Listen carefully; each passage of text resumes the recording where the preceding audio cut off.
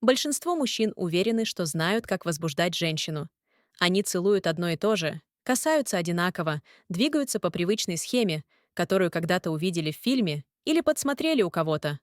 Но женское тело работает иначе. И самое интересное, самые сильные ее реакции рождаются не там, где мужчины ожидают. Настоящее женское желание включается не тогда, когда ты идешь прямо к цели, а тогда, когда ты прикасаешься к тем зонам, о которых 9 мужчин из 10 даже не догадываются. Это не грудь, не губы, не то, что все считают главной точкой. Есть 5 мест, которые женщина никогда не назовет вслух, но ее тело выдает их мгновенно. 5 зон, которых мужчины почти не касаются. И именно поэтому не получают той реакции, о которой мечтают. 5 зон, где женская нервная система буквально отключает ее мышление и включает желание. Если мужчина знает эти места, женщина перестает контролировать себя. Не потому, что хочет понравиться, не потому, что должна, а потому что это реакция, которая сильнее ее сознания. Если хочешь узнать, где именно находятся эти зоны и почему они сводят женщину с ума, смотри до конца. Эти знания меняют все. Если ты когда-нибудь замечал, что женщина реагирует на одни твои прикосновения почти никак, а на другие, словно внутри нее что-то переключается, значит, ты уже видел силу женских скрытых зон. Женское тело никогда не врет. Оно отвечает на внимание, на медленный темп, на зрелость мужчины, который понимает, что возбуждение женщины — это не техника, а психология. И если ты хочешь разбираться в этом глубже, чем 9 мужчин из 10, если хочешь понимать ее реакции не по догадкам, а по реальным сигналам, досмотри это видео до конца. Тебе даже не нужно быть идеальным. Нужно просто знать, куда прикасаться и почему именно эти зоны сводят женщину с ума. Подпишись.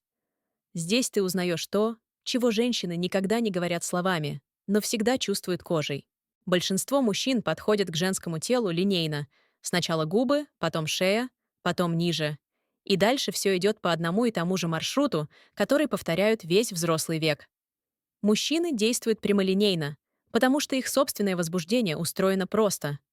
Но женская нервная система там другая. Она пробуждается не там, где мужчина ожидает, и не в том темпе, который мужчины привыкли навязывать. И это не каприз, не игра и не сложность. Это женская биология и женская психология, которые мужчины редко изучают. Женщина возбуждается не от самого действия, а от ощущения, что мужчина видит ее. Не тело ее. Она реагирует не на силу, а на внимание. Не на скорость, а на замедление. Не на технику, а на намерение.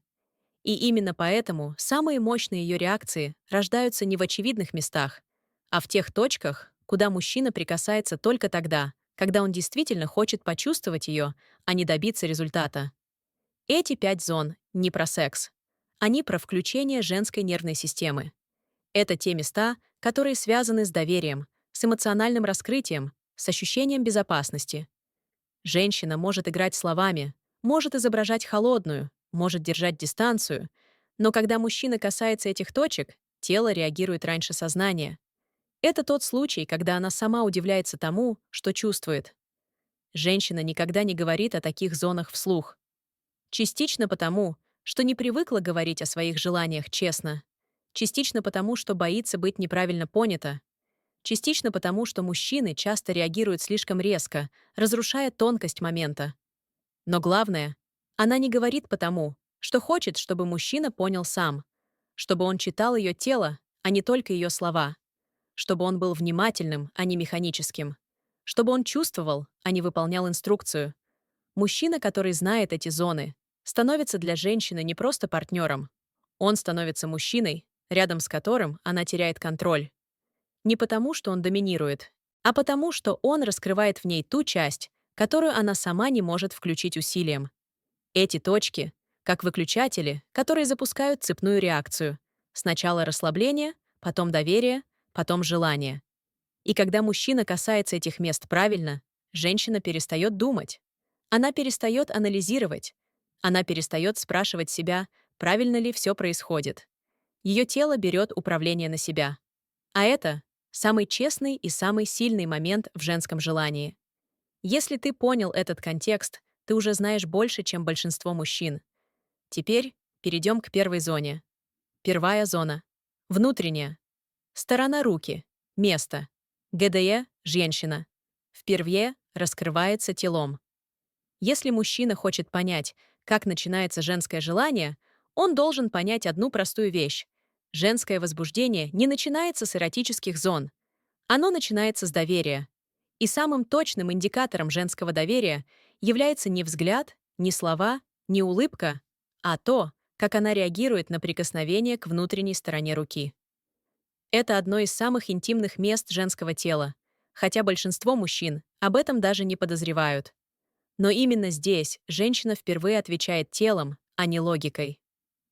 Когда мужчина касается внутренней стороны ее руки, от запястья до локтевого сгиба, он касается зоны, где кожа тонкая, чувствительная и связана с нервными окончаниями, которые активируют мягкое, глубокое расслабление.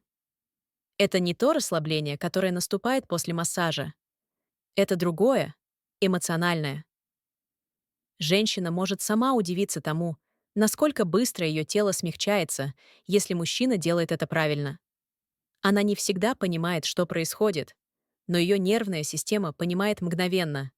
Это прикосновение не атакует, а приглашает. Внутренняя сторона руки– это место, к которому женщина подпускает только тех, кому доверяет хотя бы на уровне тела. Это не плечо, не спина, не ладонь. Это гораздо интимнее. К этой зоне прикасаются в двух случаях. Когда мужчина действительно чувствует женщину или когда между ними уже есть связь. Поэтому если она не отдергивает руку, не напрягает кожу, не закрывается, а наоборот, чуть приподнимает локоть, поворачивает кисть, расслабляет пальцы, она уже открылась. Не словами, телом. Прикосновение к этой зоне должно быть медленным, не уверенным в плохом смысле, а внимательным. Мужчины часто ошибаются, думая, что женщинам нравится, когда их берут жестко, сразу, сильно. Но внутреннюю часть руки нельзя брать силой. Это место отвечает только на нежность, но не на слабую нежность, а на ту, в которой есть зрелая мужская энергия. Женщина чувствует разницу моментально. Нежность мальчика легкая и беспомощная. Нежность мужчины медленная, теплая, уверенная, будто в ней есть направление. Когда мужчина проводит пальцами по этой зоне, он не просто прикасается, он создает поток. Женщины это описывают по-разному. Волна, мурашки, проваливание, тепло внутри. Но смысл один. Ее нервная система начинает переходить в состояние, при котором рождается желание.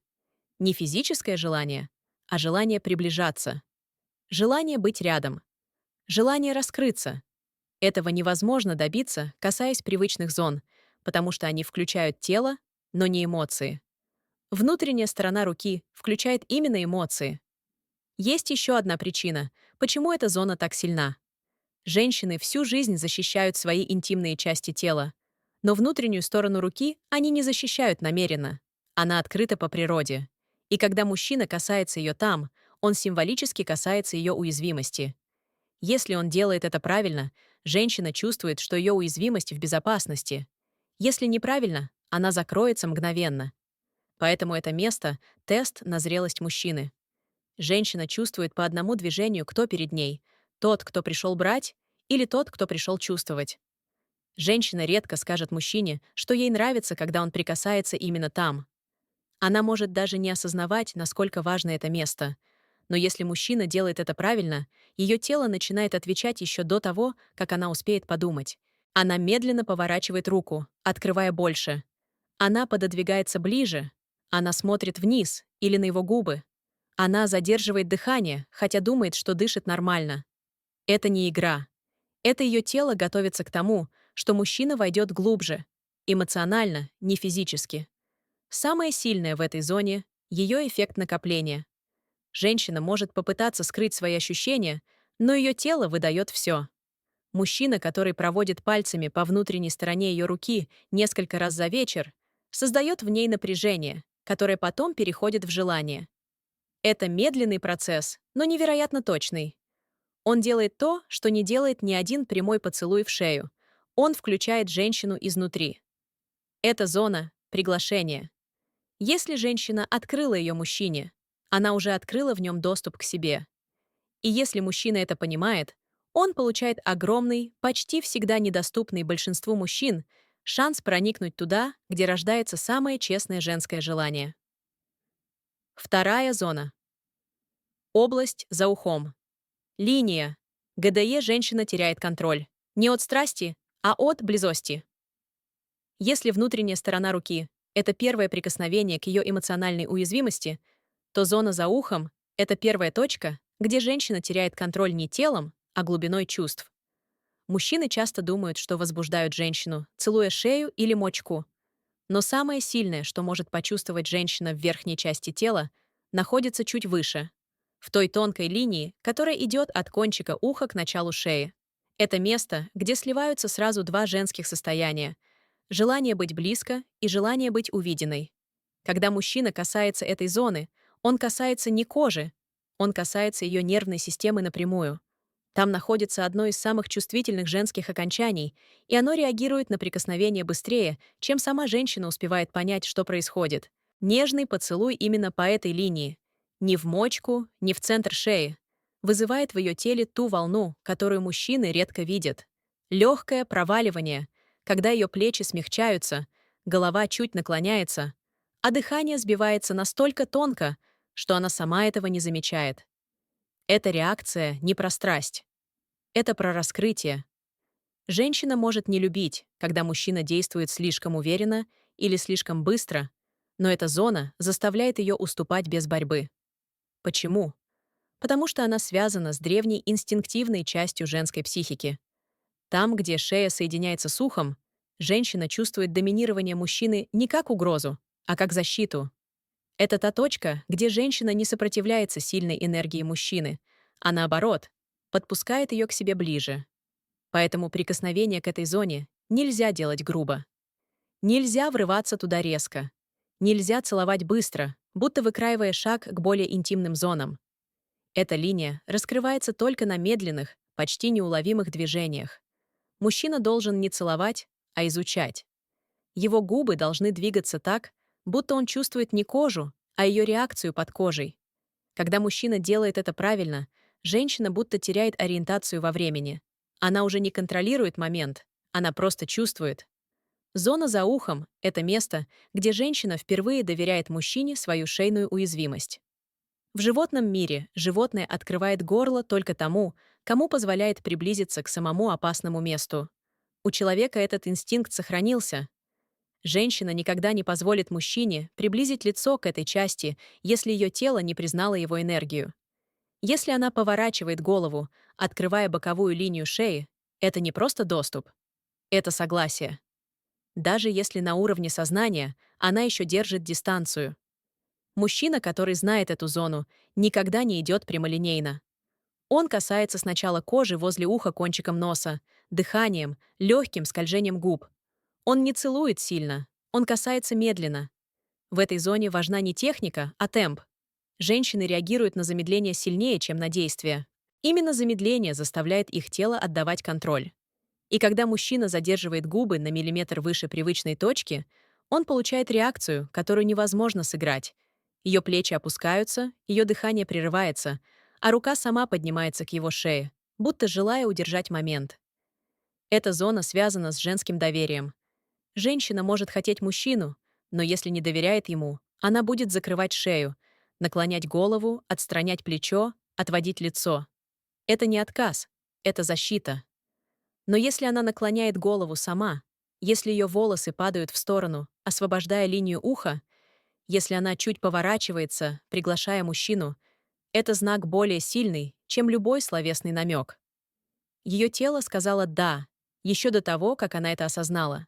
Самое любопытное — женщина может быть собранной, холодной, уверенной, контролирующей. Но прикосновение к этой зоне ломает контроль нежно, незаметно. Оно не разрушает ее силу, оно снимает ее броню. Она перестает думать, она перестает анализировать, она перестает играть образ. Она становится живой, чувствующей, настоящей. Это место не вызывает грубую страсть.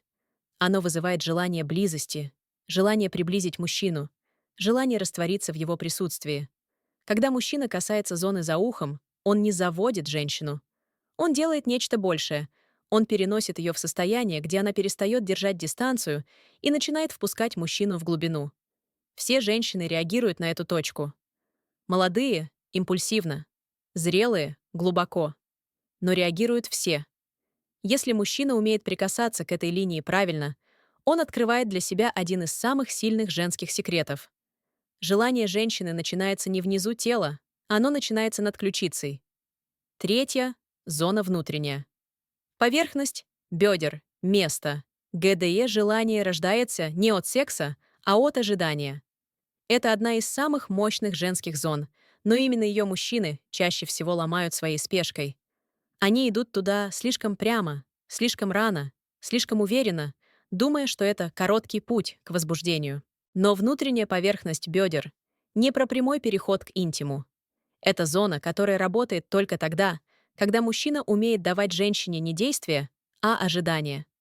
Это место, где ее тело не получает то, чего хочет, но чувствует, что оно рядом. И именно это ожидание делает женщину беззащитной. Внутренняя сторона бедер — самая честная зона женского возбуждения. Она реагирует раньше, чем женщина сама признает свое желание. Она начинает нагреваться, мышцы становятся мягче, движение плавнее. Женщина может делать вид, что все под контролем, но ее ноги уже говорят о другом. Мужчины редко замечают это, потому что слишком сфокусированы на конечной цели. Но если мужчина умеет наблюдать, он увидит самое важное. Ее тело начинает раскрываться снизу вверх, а не наоборот. Эта зона не терпит грубых или прямых касаний. Она любит прикосновения, которые проходят рядом, но не касаются центра. Мужчина может провести ладонью по боковой части бедра, и женщина почти не отреагирует. Но если ладонь или губы приближаются к внутренней линии, но не заходят в самую чувствительную точку, ее тело буквально вздрагивает от напряжения. Это не страх и не смущение. Это первое восстание женского желания. Мужчина должен понимать одно. В этой зоне важна не сила, а расстояние. Женщина возбуждается не только от контакта, но и от его отсутствия. Когда мужчина проходит губами вдоль внутренней стороны бедра, но не спешит туда, куда ей хочется, ее тело начинает наполняться глубокой, почти животной реакцией. Это ожидание — женская форма возбуждения. Она сильнее, чем само действие, потому что именно здесь желание создается, а не удовлетворяется. Многие женщины даже не знают, как сильно реагирует их тело на эту зону, пока мужчина не касается ее правильно. Эта реакция не связана с логикой. Торс остается неподвижным, дыхание немного сбивается, пальцы ног напрягаются, колени слегка раздвигаются или, наоборот, сжимаются. Женщина может попытаться скрыть это, изменить позу, отвести внимание, но ее тело всегда выдает больше, чем она позволяет себе показать. Самое важное, что должен знать мужчина. Внутренняя сторона бедра — это зона доверия. Женщина не подпустит туда мужчину, которого боится, не уважает или которому не доверяет. Она может позволить ему прикасаться к другим частям тела, но если она закрывает ноги, сжимает колени или держит бедра напряженными, ее тело говорит «нет». Это не означает, что она не хочет мужчину. Это означает, что она не готова раскрыться. И попытка силой пройти дальше разрушает желание навсегда. Но если женщина открывает ноги, даже немного, даже неосознанно, это знак, который важнее любого слова. Ее тело доверяет мужчине. Оно приглашает. Оно ждет. Женщина может оставаться внешне спокойной, но внутри нее начинается процесс, который невозможно остановить. Ее желание начинает формироваться не в голове, оно поднимается снизу. Нежные, медленные прикосновения или поцелуи по внутренней поверхности бедра создают ощущение, которое женщины описывают как электричество, тепло в животе, волнение, потеря контроля. Это не оргазмическое чувство, это подготовка к нему. Это тот момент, когда ее тело уже хочет, чтобы мужчина пошел дальше, но одновременно наслаждается тем, что он не спешит. Именно здесь рождается женская зависимость от мужского темпа. Не от силы, не от давления, не от техники, от темпа. Когда мужчина прикасается к этой зоне правильно, Женщина перестает держать ноги в порядке. Они могут сами раздвигаться. Или наоборот, сжиматься сильнее, но при этом все ее тело тянется к нему. Это не знак сопротивления. Это знак того, что внутри нее происходит слишком много для устойчивости. Она удерживает эмоцию телом, потому что не может удержать ее разумом. Женщины реагируют на эту зону не одинаково, но одинаково сильно. Молодые женщины — ярко, быстро, почти импульсивно. Зрелые — глубже, медленнее, но настолько мощно, что мужчина чувствует, как меняется ее дыхание, голос, движение таза. Там, где мужчина ожидает механическую реакцию, он получает эмоциональную. Там, где он ожидает поверхностное возбуждение, он получает желание близости и сдачи. Внутренняя поверхность бедра — это место, где женское желание впервые вступает в конфликт с ее контролем. Она хочет, чтобы он продолжал, но боится показать, насколько сильно. Она тянется ближе, но делает вид, что просто меняет положение. Она готова, но ее сознание еще ищет опору. И мужчина, который чувствует этот момент, становится тем, кого женщина запомнит всегда. Потому что он касается не ее тела, он касается ее границы между самоконтролем и желанием. И если он проходит по этой границе медленно, уважительно, уверенно, женщина теряет контроль мягко, красиво, добровольно. Это зона нерта, не про секс. Это про включение. И если мужчина владеет ею, он владеет тем, что женщина не отдает никому случайно. Четвертая зона — позвоночник. Линия ГДЕ женщина. Чувствует мужчину глубже, чем сознание позволяет. Из всех зон женского тела позвоночник — одна из самых недооцененных мужчинами и одновременно одна из самых мощных по эмоциональному воздействию. Это не просто часть спины. Это энергетическая ось, по которой проходит женская уязвимость, сексуальность, доверие и внутреннее напряжение. И прикосновение к позвоночнику, особенно в области ниже лопаток и выше поясницы, запускает реакцию, которую женщина не может контролировать ни телом, ни разумом. Мужчины обычно думают, что спина — это нейтральная зона, но женщина чувствует по позвоночнику все: намерение мужчины, его темп, его состояние, его силу, его эмоциональную глубину. Там, где рука мужчины ложится уверенно, но мягко, ее тело открывается. Там, где мужчина действует грубо или механически, ее тело закрывается почти мгновенно. Позвоночник — это не просто место, это индикатор мужской энергии. Женщина неосознанно защищает эту часть тела.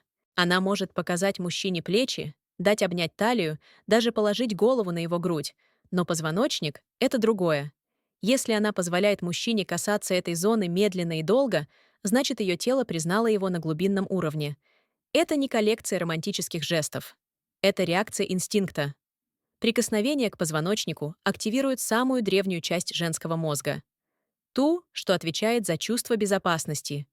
Именно поэтому правильное движение по этой линии вызывает не только возбуждение, но и глубокое расслабление.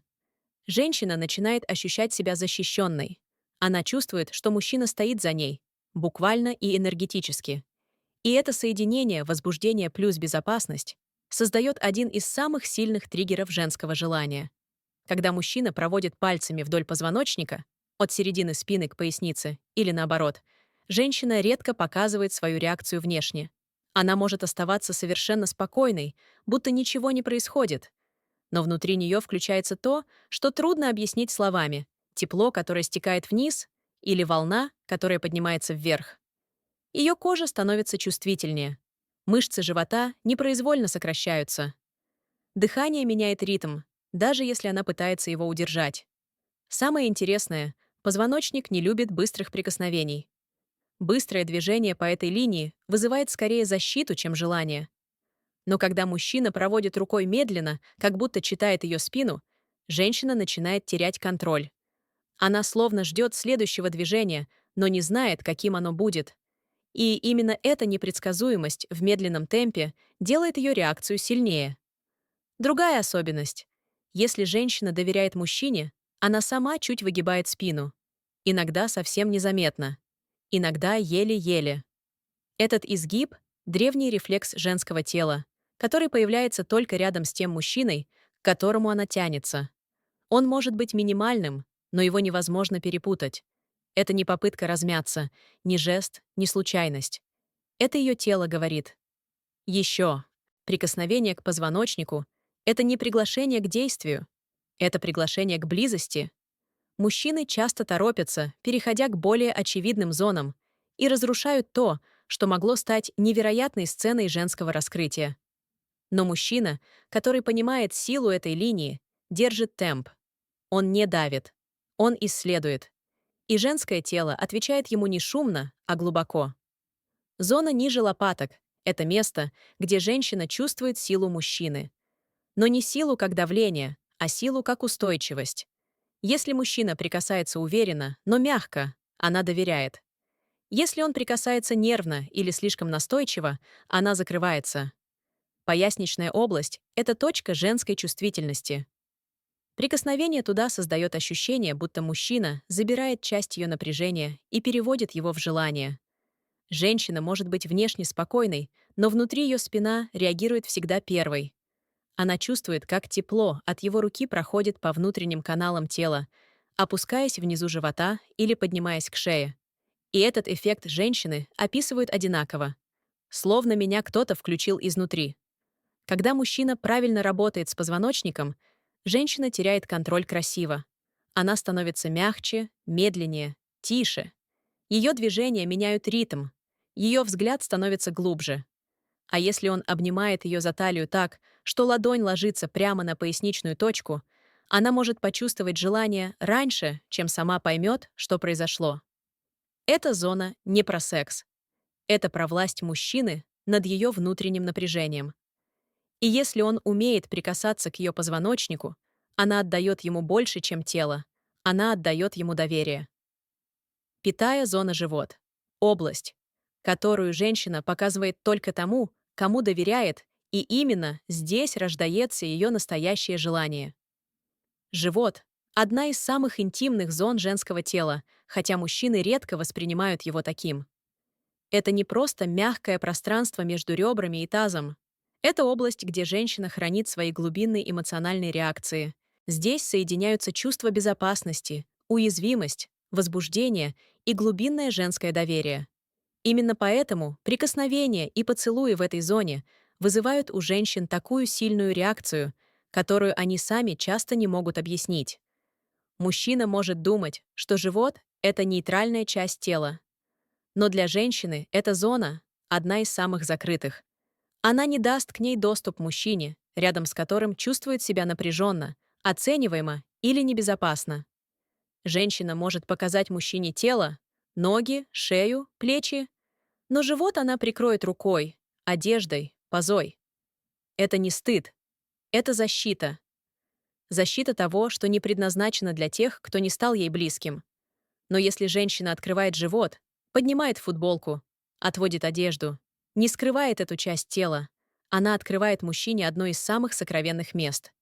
Это жест не физический, а эмоциональный. Ее тело признает мужчину. Оно говорит: «Ты можешь быть здесь». Прикосновения к животу должны быть медленными и теплыми.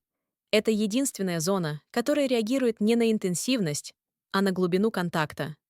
Мужчина может просто положить ладонь ей на живот, и это уже создаст мощный эффект.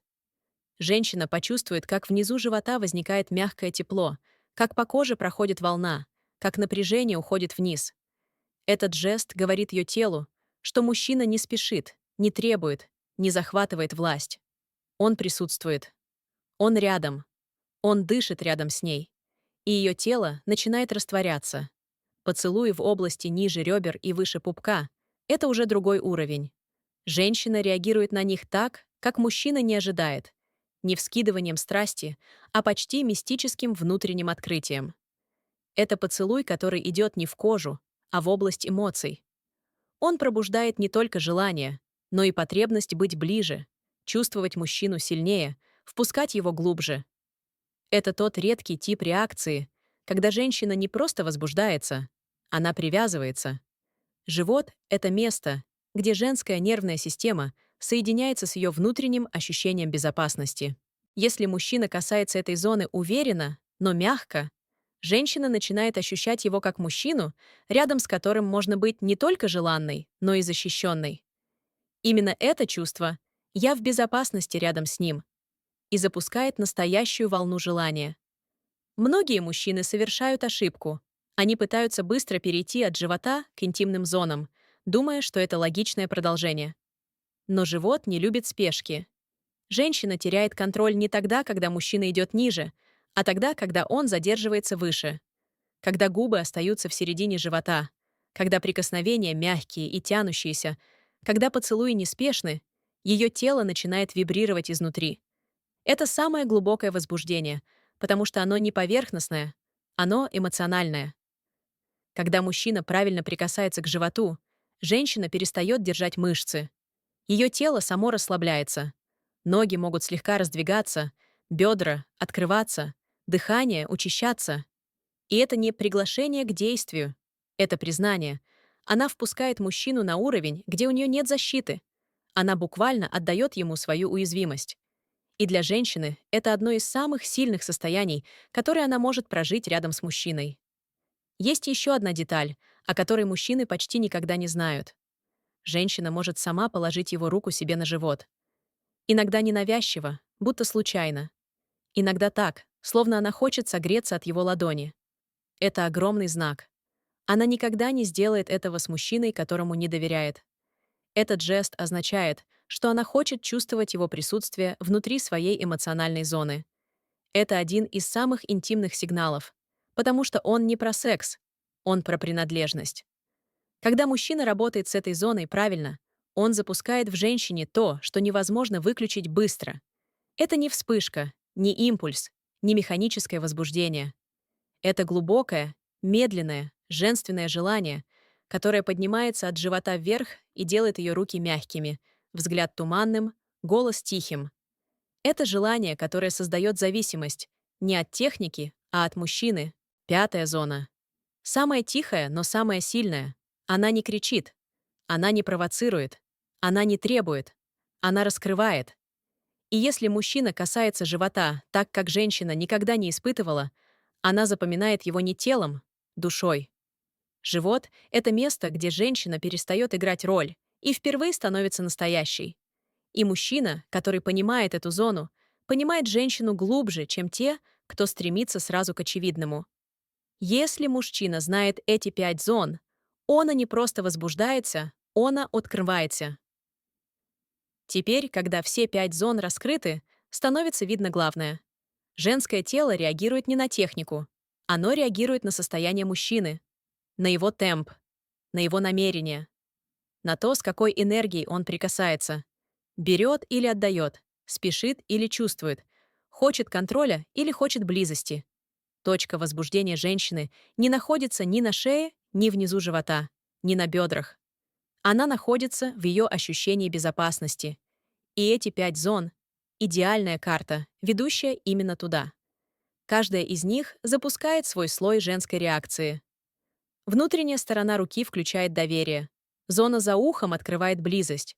Внутренняя поверхность бедер рождает ожидание. Линия позвоночника снимает напряжение и превращает его в желание. А живот соединяет все это в одно чувство. Я могу быть с ним настоящей. Мужчины часто думают, что женщина возбуждается от прямых действий. Но женщина возбуждается от ощущения, что мужчина видит ее глубже, чем другие.